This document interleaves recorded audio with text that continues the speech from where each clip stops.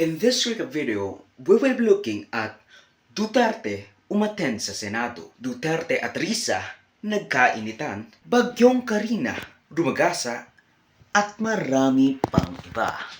Kumusta for me? This is for Joseph and welcome to I Deem Worthy Recap Weekly Edition number 75. We have tons of conferences last week, so skip to the titles provided if it piques your interest.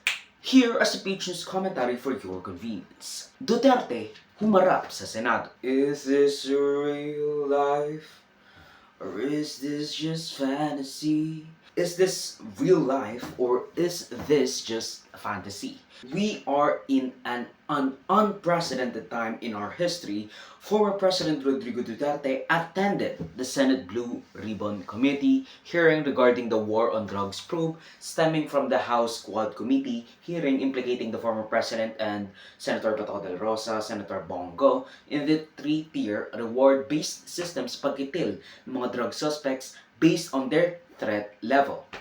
On Monday, Duterte with his entourage of former PNP chiefs sa Davao ay umattend sa Senate Blue Ribbon Subcommittee hearing nitong Monday, 28th of October to probe the war on drugs of the previous administration na according to estimates ranges from the administration's count of 6,000 to 30,000 at the maximum deaths from 2016 to 2022 under his leadership. Nagdrop ng bombshell si FPRRD patungkol sa kanyang drug war. Now, this is kind of the undoing ng mga nangyayari. At I have covered the former Davao PNP Colonel Garma testimony na nag-confirm na nagganap si Duterte sa kanya ng isang PNP chief na isang INC operative na maaaring mag-implement ng Davao-style drug war nationwide. So you can check the videos I've made sa kanilang NIDW recaps number 74 at 73, pati na yung mga major tidbits that will be coming in the next week. Without further ado, let's go point by point sa mga revelations ni former President Rodrigo Duterte, starting with my job as president was never easy, and it was not meant to be. I have tried to do the best I can to address the problem of illegal drugs firmly and without compromise. For all of its successes and shortcomings, I alone take full legal responsibility sa lahat na nagawa ng mga pulis pursuant to my order. Ako ang managot at ako ang makulong, wag yung pulis na sumunod sa order ko. Kawawa naman, nagtatrabaho lang.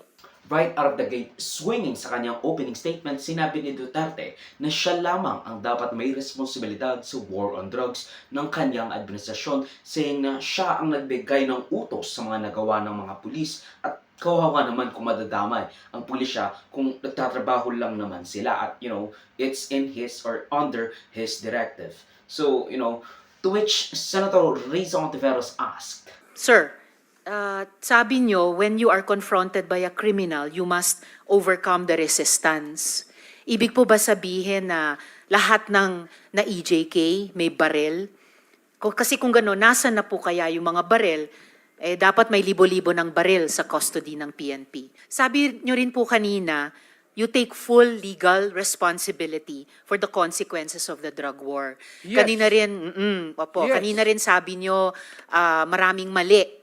No? So, halimbawa, si Kian de los Santos, menor de edad, hindi armado, nagmamakaawa, pero pinatay ng mga pulis sa drug war. Do you take responsibility for the death of Kian de los Santos? The Criminal Act, hindi naman siguro. The death. You take responsibility for his death. Walang maniwala na abogado sa akin yan. That Hindi would po, be sir. a long shot. Hindi po abogado. Nandito pa lang tayo I sa was Senado, hindi sa referring Korte. to the policy na ginawa ko para sa mga pulis. Yes, Sabi sir. At ko, nagbunga for that, yung I polisiya. take full responsibility Yes, for and that. what about yung bunga ng polisiya na libo-libong namatay kasama si Kian de los Santos? Do you also take full responsibility for that? I mean, what the frick? I mean, I guess it's kind of valid na if titignan natin, EJKs are outside the war on drugs. Although, if we look at it that way, makikita rin natin yung inconsistency. Kasi if Duterte was saying na he's taking full legal responsibility sa mga ginawa ng police, that includes EJK victims, or that's what I think should be the clause of the full legal and moral responsibility na kanyang inaako ng mga pulis, yung mga EJK victims ng mga pulis aforementioned, because we all know, almost most of them did not kill those people because they had to, or they had to because again in-encourage ni Duterte, na i-encourage ng mga pulis yung paglalaban daw umano ng mga pulis. And if you said taking legal responsibility, you assume na mayroong legal responsibility to take. Kumbaga pag sinabi mong ganun, you're basically predicting na magkakaroon talaga ng legal responsibility that you have to face yourself. And hindi naman sinabing I take full legal and moral responsibility if there are any. Ang sinabi niya lang, I will, take full legal and moral responsibility sa mga ginawa ng mga pulis under his directives sa war on drugs niya. Ang sabi niya, guilt is personal and non-transitory. Hindi mapapasa. Even if he had said na yung mga bagay like, I take full legal and moral responsibility at, ako ang ikulong nyo or whatever. Metaphorical lang yan. Not responsibility of any crime. Yun ang kanyang sinasabi. Pero, that's putting too much assumption at speculation to an innocuous answer at introductory statement na kanyang ginawa. Kasi sinabi niya na yung pag-ramp up lang ng drug on war are to be his responsibility. Of course, we had to see if legal ba ang pag-encourage sa mga suspect to fight for them to have a justification. Kasi nga, you're maliciously encouraging malicious provoking.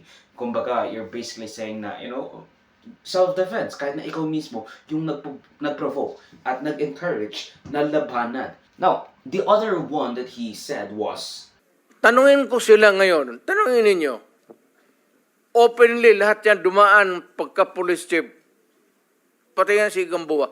Tanungin ninyo, Danaw, kung may utos ba ako na patayin ninyo yung tao na nakatali yung paa, pati kamay sa likod, or assassinate them. Ang sinabi ko, ganito, prangkahan tayo, encourage the criminals to fight. Encourage them to draw their guns. Yan, buhay yan. Ayan ang sila, yan ang instruction ko. Pati yan si Kuy. Encourage, pati yan si De La Rosa, encourage them lumaban. Pagka lumaban, patayin ninyo para matapos na ang problema ko sa siyudad ko. Tangina yan. Noong na-presidente ako, ganun rin sa command conference. Diyan sa Malacanang. Yan ang utos ko. Bakit ko pagbigyan important? Inamin ni FPRRD na sinabi niya sa kanyang pulisya na in-encourage niya ang pagpatay sa mga suspect ng pagtutulak, pasisynthesize o paggawa ng mga illegal na droga para magkaroon sila ng rason para patayin ang maglalaban. Parang katulad lang ito ng provoking someone to do something stupid so you can justify doing something, kind of like jailbaiting someone, kind of like a sting operation. Nakalimutan ko ang tawag dun sa ginagawa nila na parang ina-attract nila yung crime to happen that would otherwise would not have had happened. Wait, let me search for it. Wait. Ang tawag nila doon is like entrapment. Kumbaga, kasi nga, you trap someone into doing something illegal. Kasi gusto mo nila gawin yun that they would otherwise not do. Kasi again, ini-encourage. That's the wording of his statement. Now, parang katulad lang ito, again, ng provoking someone to do something stupid so you can justify doing something. Kind of like jailbaiting someone from taking the bait para may rason ka. Para, gawin yung mga gusto mong gawin. Although, do we really think na kailangan pa nilang manlaban for these people to say that they did to try and shoot? Kasi hindi naman nila kakailanganin yun because it's their word against the word, in quotes, of the witnesses, or if walang witnesses, there's no word against the word of the PNP officer, the police officer. Naalala ko sa mga news coverage, ganyan nga ang linya ng mga police kapag may napatay silang suspect. By encouraging them, they think na legal yung pinagagawa nilang sinabi na lang, nanlaban yan. Kaya napilitan kaming patayin. Self-defense lang, kumbaga.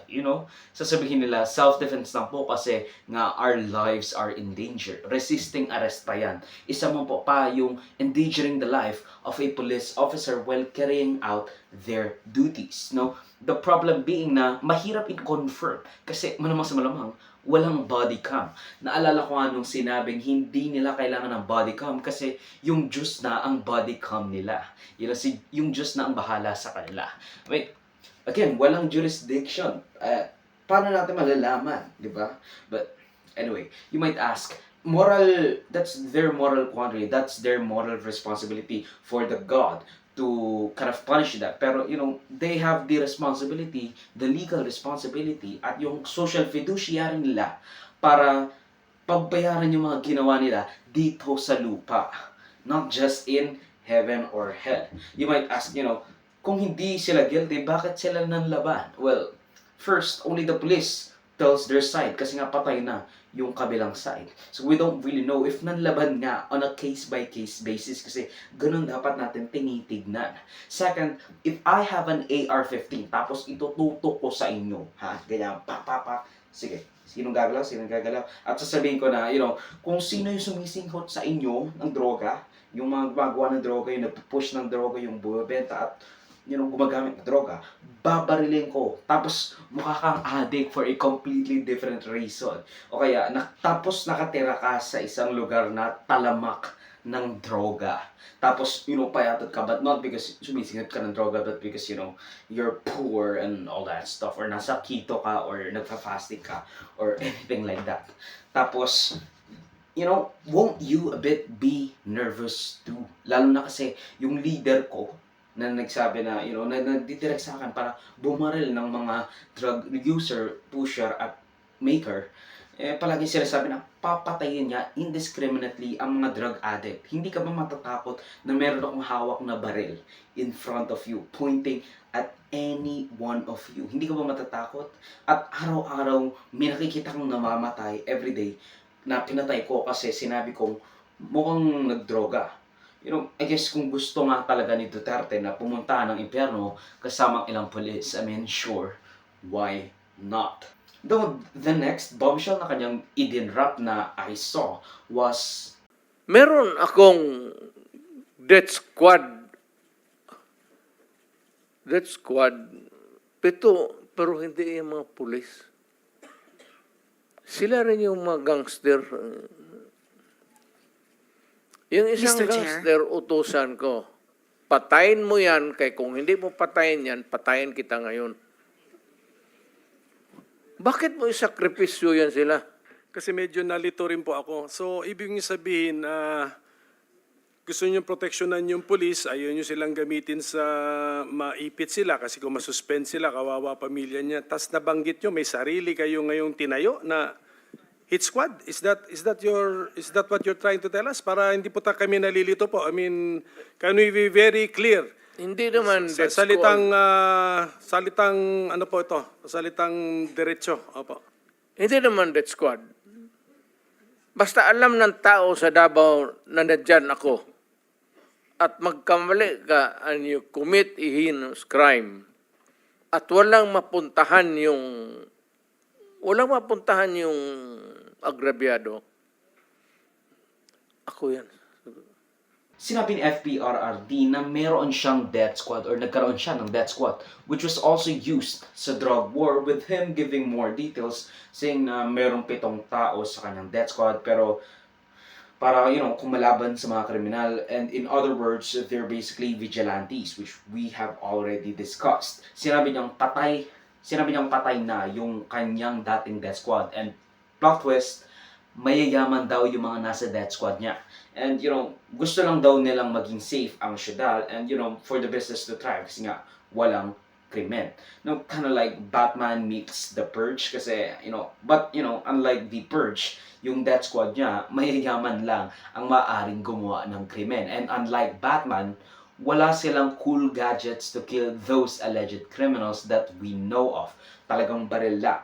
Pumapatay sila and not just injure them, katulad ng ginagawa ni Batman.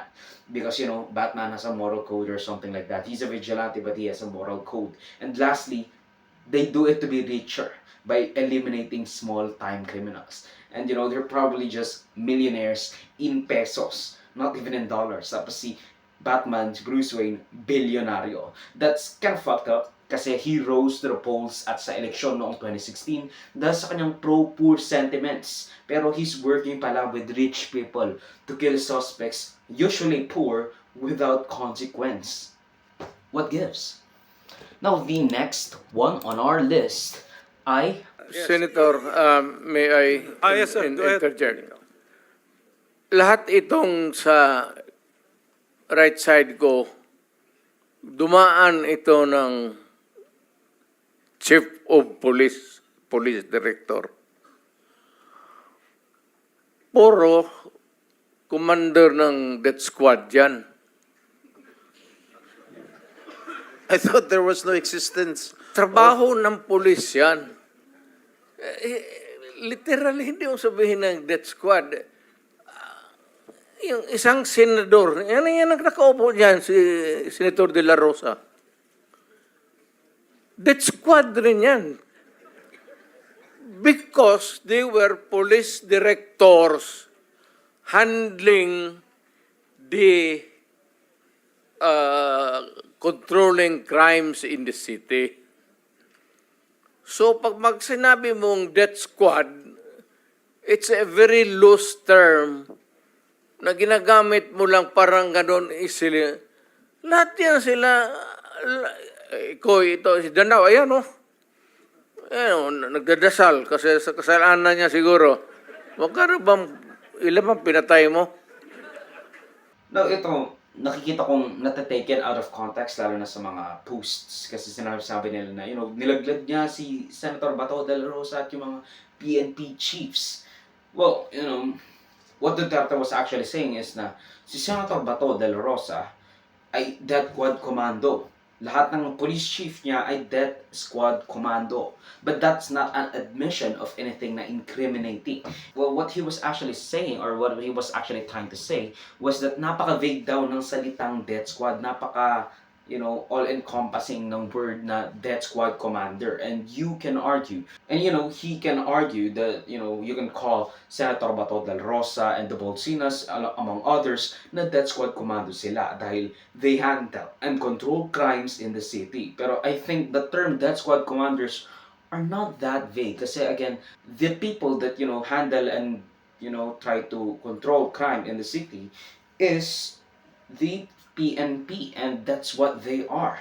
Pero kung sasabihin mo na, the job of a death squad commando is to handle and control crimes katulad ng PNP, well, you have kind of a whacked and, weird na interpretasyon ng kanilang protect and serve. Di ba? Yun yung kanilang motto. Because the term death squad commanders are not so vague or loose of a term kasi it's in the name, Mr. Former President. Death squad, PNP chiefs, and the regional officers' mandate is not to kill or systematize killings. Again, only to serve and protect. Ganun yung sinabi ko, diba? Don't argue na to protect someone is to mitigate these things at pumatay ka ng tao to achieve the protection and serving part. You don't need to kill them. Kaya nga sinasabi natin, apprehension muna bago natin ikulong. Minsan nga, suspect pa lang, pinapatay na agad. I mean, I wouldn't care if they kung, napatunayan sila, kill them. Nah, just kidding. Anyway, you don't need to kill them because that's not what the government pretends to be their goal when apprehending someone or putting someone into the justice system. Because, that squad, PNP chiefs and regional officers mandate is not to kill anyone, Sure, may namamatay. I mean, shit happens. Sabi nga ni De La Rosa, and I'm not knocking him for that, because yes, shit happens. People die sa mga enkwentro ng pulis. But in a regular occurrence of 6,000 to 30,000 people in the lowest to the highest estimates, makikita mong systematic yung pagpatay. It's not shit happens, it's a regular occurrence. Pero that's not what they are for. And the same way you can say that the President of the Philippines is also the Chief Debt Officer dahil utang ng utang. Ngunit, dinedenay niya pa rin na ang sinabi ni dating Police Colonel Garma na mayroong pabuya dahil trabaho naman daw ng police ang paghuli sa mga suspect ng illegal drugs. Maybe it's just a happy coincidence na namatay sila or nanlaban, di ba? But, a lot more will be revealed sa mga admissions ni FPRRD sa mga susunod na Senate Blue Ribbon Committees, lalo na napaka-juicy ng mga bombshell na dinrock ni Duterte casually every 10 minutes or so. Kaya you better subscribe to the channel to be kept up to date sa mga news I Deem Worthy recaps. Risa at Duterte, nagka-initan. Now, if you want to watch my NIDW recap regarding sa mga inamin ni President Duterte sa isang hearing sa Senate Blue Ribbon Committee na kanyang inatanan, including kanyang Davao Death Squad, pag-encourage niya ng mga polis na encourage maglaban ang mga suspect para may rason para pumatay, at ang insistence niya na he will take all the legal and moral responsibility sa mga nangyari sa drug war, there's some reprieve or nalabanan ni Senri at Duterte. Isa sa mga abusing na labanan nitong dalawang ito ay regarding sa kanyang, again, pag-amin ng pag-encourage niya sa mga police na in-encourage niya raw ang mga suspect na manlaban para mapatay ito ng mga police. Meron akong death squad, pero hindi yung mga pulis. Sila rin yung mga gangster. Yung isang Mr. Chair? gangster, utusan ko, patayin mo yan, kaya kung hindi mo patayin yan, patayin kita ngayon. Bakit mo isakripisyo yan sila?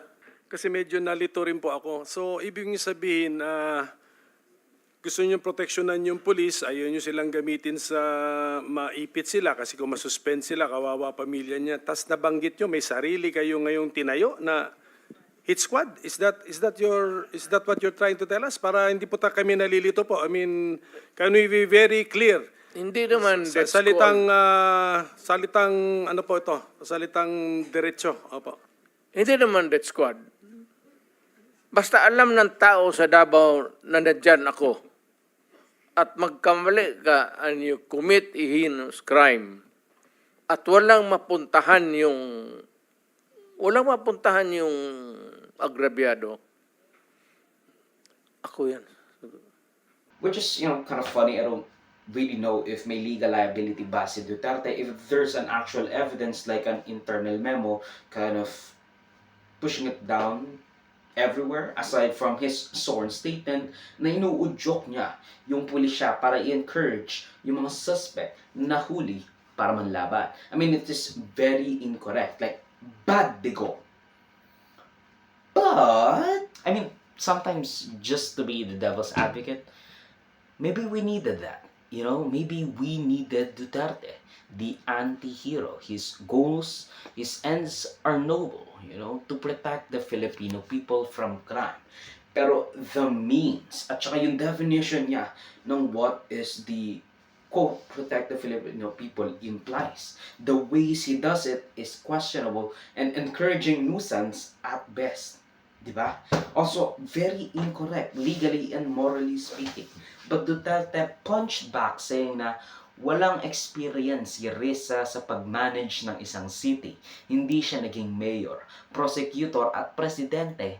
Unlike him, she did not have experience managing a city. Duterte said she never had a chance, or I guess what he was trying to say, na she did not have experience in trying to solve a city's problem. And that's true. Ang kinaklarify ko po ay kanina sinabi nyo na in-encourage nyo ang PNP na i-encourage yung suspect na lumaban Yes. para mapatay, para Yes. masabing nanlaban. Correct. Correct. Para That was a very ma-minimize. incorrect. Correct, yes. Very incorrect po, if I may Yes, say, as a it's not, civilian, sa well, professional police. It Salamat depends kayo, on, Mr. Chair. ano na natin yan, ma'am. That's your view, that. Mine. It's not my view only, Mr. Chair. Thank you for putting it on record. Pagka-mayor, pagka-prosecutor. Ako, alam ko, dumaan ako, prosecutor, mayor, presidente, alam ko ang trabaho ko. Yes, Yan ang salamat kayo, totoo Mr. dyan. Chair. Hindi ka nagdala ng syudad eh. You never Totoo had po, a Mr. chance Chair. to solve the problem of a community. Thank you, Mr. President. Thank you for Senator putting it on Hindi record, tayo Mr. Chair. magkaintindihan dyan. Sinabi niya rin na kung pababalikin siya sa opisina ng presidente, gagawin niya raw ulit yun to probably finish the job. So, thank you for making that of Kung record. pakialam sa kriminal kung saan silang impernong gusto nilang pumunta. Well, Mr. Eh, Chair, for the record, You make your own history in this planet. yes, Mr. Yun Chair. ang gusto nilang mangyari. Doon sila. Isa pa sa kanya sinabi, wala akong pake sa mga kriminal, patayin ko sila kaysa gastusin ng taong bayan. Yung gagastusin ko sa kanila, yung mga gagastusin ko sa kanila, ibigay na lang sa mga walang bigas. Because, that's his populist self-talk. Aside from the fact na ang ating mga penal facilities for imprisoned at mga persons deprived of liberty na hindi pa nakakasuhan o napapatunayan is around 85 pesos a day. Hindi nga natin sila magagastusan kasi namatay agad sila. Ang laki pa na magiging upfront cost mo. Hindi bahala, or sinabi rin niya na bahala na ang mga kriminal kung impyerno sila mapupunta. Let them be burned in hell. Doon sila magkikita, doon tayo pupunta. To which Senri responds by saying, I don't plan on being in hell. To which Duterte said, hihilahin kita, ma'am. Hihilahin kita. Yes, Mr. Yun Chair. ang gusto nilang mangyari. Doon sila sa impyerno at doon tayo magkita. Well, Mr. Chair, wala namang jurisdiction ng Senado sa impyerno. Dito lang sa bansa natin pwede tayong mag-investigate. Ba't doon tayo pupunta? Well, wala po akong ambisyon pumuntang impyerno pa. Pero Mr. Chair, ang hirain punto kita, lang ma'am. nito, Without further ado, let's go point by point sa mga revelations ni former President Risa Duterte, starting with My job as president was never easy. And it was not meant to be. I have tried to do the best I can to address the problem of illegal drugs firmly and without compromise. For all of its successes and shortcomings, I alone take full legal responsibility sa lahat na nagawa ng mga pulis pursuant to my order. Ako ang managot at ako ang makulong. Huwag yung pulis na sumunod sa order ko. Kawawa naman, nagtatrabaho lang. right out of the gate, swinging sa kanyang opening statement, sinabi ni Duterte na siya lamang ang dapat may responsibilidad sa war on drugs ng kanyang administrasyon, saying na siya ang nagbigay ng utos sa mga nagawa ng mga pulis at kawawa naman kung madadamay ang pulisya kung nagtatrabaho lang naman sila at, it's in his or under his directive. So, to which Senator Risa Hontiveros asked, Sir, sabi nyo, when you are confronted by a criminal, you must overcome the resistance. Ibig po ba sabihin na lahat ng na EJK may barel? Kasi kung gano'n, nasa na po kaya yung mga barel? Dapat may libo-libo ng barel sa custody ng PNP. Sabi nyo rin po kanina, you take full legal responsibility for the consequences of the drug war. Yes. Kanina rin, Yes. kanina rin sabi nyo, maraming mali. No? So, halimbawa, si Kian de los Santos, menor de edad, hindi armado, nagmamakaawa, pero pinatay ng mga pulis sa drug war. Oh. Do you take responsibility for the death of Kian de los Santos? The Criminal Act, hindi naman siguro. The death. You take responsibility for his death. walang maniwala na abogado sa akin yan. That Hindi would po be sir, a long shot. hindi po abogado, nandito pa lang tayo I sa was Senado, hindi sa referring Korte. to the policy na ginawa ko para sa mga pulis. Yes, sir. Sabi At ko, nagbunga for that, yung I polisiya. take full responsibility Yes, for and that. what about yung bunga ng polisiya na libo-libong namatay kasama si Kian de los Santos? Do you also take full responsibility for that? I mean, what the frick? I mean, I guess it's kind of valid na if titignan natin, EJKs are outside the war on drugs. Although, if you look at it that way, makikita rin natin yung inconsistency. Kasi if Duterte was saying na he's taking full legal responsibility sa mga ginawa ng police, that includes EJK victims, or that's what I think should be the clause of the full legal and moral responsibility na kanyang inaako ng mga pulis, yung mga EJK victims ng mga pulis aforementioned, because we all know, almost most of them did not kill those people because they had to. Or, they had to because, again, in-encourage ni Duterte, na-encourage ng mga pulis yung paglalaban daw kumano ng mga pulis. And if you said, taking legal responsibility, you assume na mayroong legal responsibility to take. Kung baka pag sinabi mong ganun, you're basically predicting na magkakaroon talaga ng legal responsibility that you have to face yourself. And, hindi naman sinabing I take full legal and moral responsibility if there are any. Ang sinabi niya lang, I will, take full legal and moral responsibility sa mga ginawa ng mga pulis under his directives sa war on drugs niya. Ang sabi niya, guilt is personal and non-transitory. Hindi mapapasa. Even if he had said na yung mga bagay like, I take full legal and moral responsibility at, ako ang ikulong nyo or whatever. Metaphorical lang yan. Not responsibility of any crime. Yun ang kanyang sinasabi.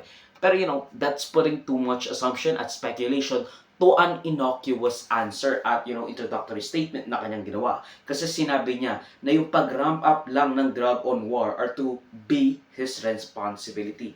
Of course, we had to see if legal ba ang pag-encourage ng mga suspect to fight for them to have a justification. Kasi nga, you're maliciously encouraging malicious provoking. Kumbaga, you're basically saying na, self-defense, kahit na ikaw mismo yung nag-provoke at nag-encourage na labanan. He's like a sacrificial lamb to inefficiently and unjustly chip away of our drug problems, or some of it, morally and legally served to the altar of historical wait. So,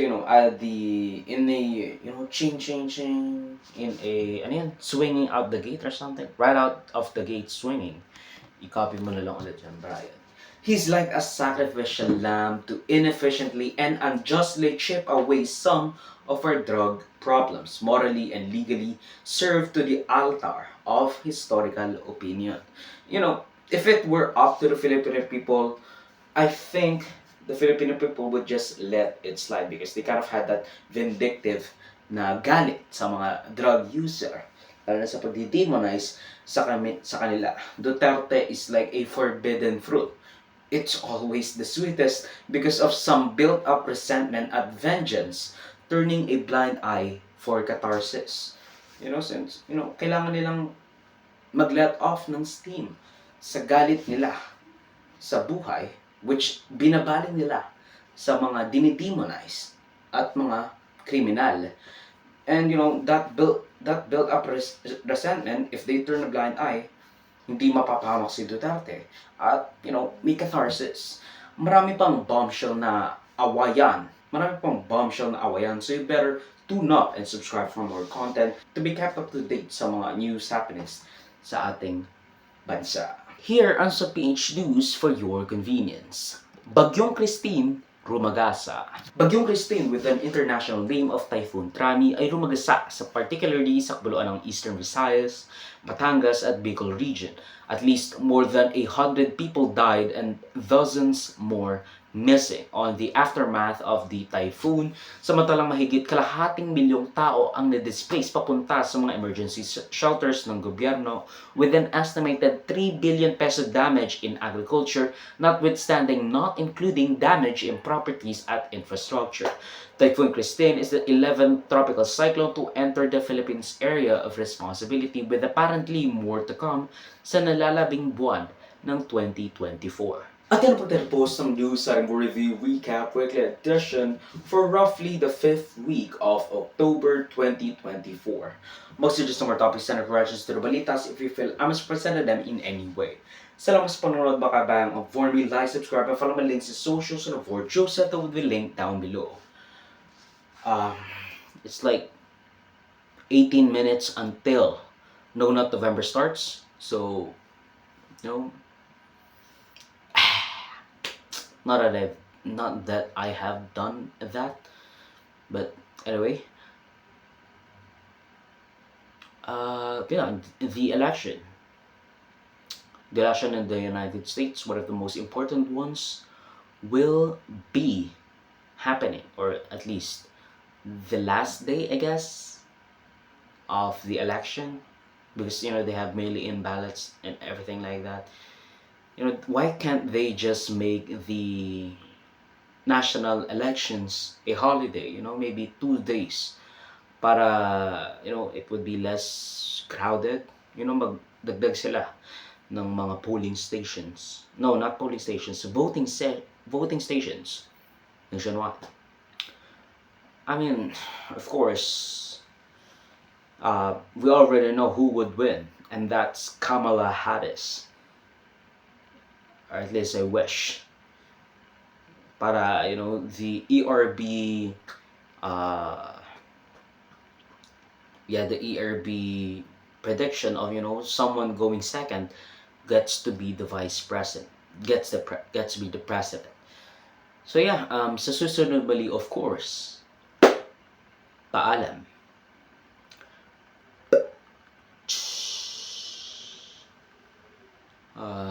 It's too hot in here. And yeah, I'm just trying to rush this out. Yeah, whatever.